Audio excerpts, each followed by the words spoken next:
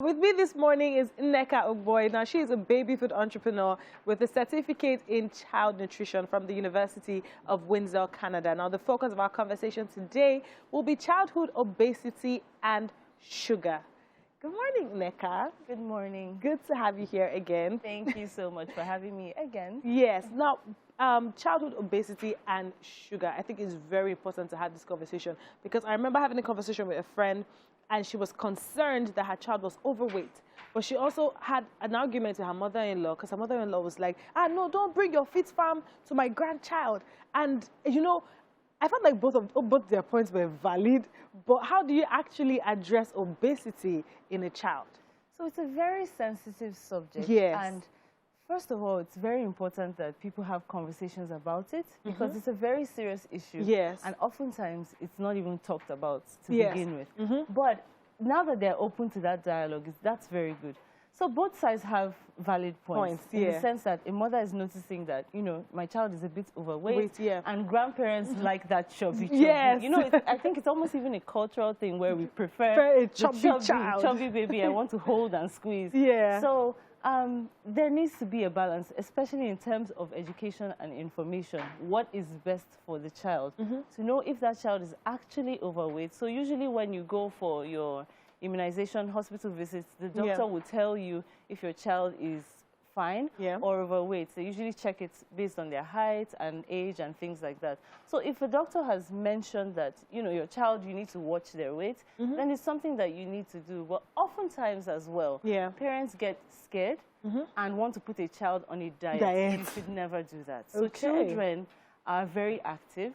And there's easier ways to get them to manage their weight. The way to go about it is to actually get them to maintain their weight while they get older so that they catch up with their peers in an average bracket. So basically, rather than putting the child on a diet, you just let them play more, switch things up in their meals, not drastically. And importantly, the rest of the family has to be a part of this so the child doesn't feel like I have this special diet and everybody else is eating something else, right? So it's very important to now, focus on talking about sugars in children, I remember I was spending some time with my sister and she gave her kids a soda drink.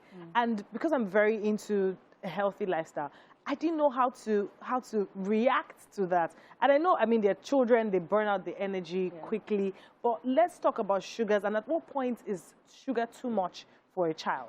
Okay, so first of all, there seems to be an obsession with sugar, especially when it comes to children. An obsession not from the point of the kids, obsession from the parents. We always feel that my child needs more sugar to like this food. These are kids that are coming from breast milk that is fairly bland. Right? So at what point did they start loving this sugar? We introduce it to them. That's when they start to like it. So it's always good to pay attention when you're introducing solid foods and try to get your child to love the natural taste of food. That obsession with sugar is actually in our own heads as parents, and we impose that on our kids. Secondly, a child under the age of 2 is not supposed to have any added sugars, any free sugars. So yes, there are sugars present in fruits and other foods like that, and that's fine, that's natural. But in terms of added sugar, for a child under 2, there should be nothing added. Because I hear a lot, oh, what can I add to sweeten? What can I add to sweeten? And you can use fruits, but you don't necessarily have to look for artificial sugars to sweeten their food because it's actually not appropriate for their age. So when you get older to about 4 to 6 years old, about 20 grams of sugar. So you're talking about 5 cubes in a whole day of added sugar. Now, bear in mind, the fizzy drink that you're talking about can have up to 7 cubes of sugar in it. And there are other things the child is eating throughout the day that also account for this, that also add up to this 7 cubes of sugar, right? So you need to be careful around that. You get sugars from a lot of the foods that we eat. I don't think the focus should be away from things that have all these unnecessary refined sugars in them because that's where you start to go overboard. Right? I want to quickly draw back to when you mentioned a child under the age of 2. Now, for example, a parent watching saying, okay, so my child is under the age of 2 and I try to make the food with little or zero artificial sugars, but the child is not eating. The child is refusing or rejecting the meals. Now, I mean, you make foods for kids and babies.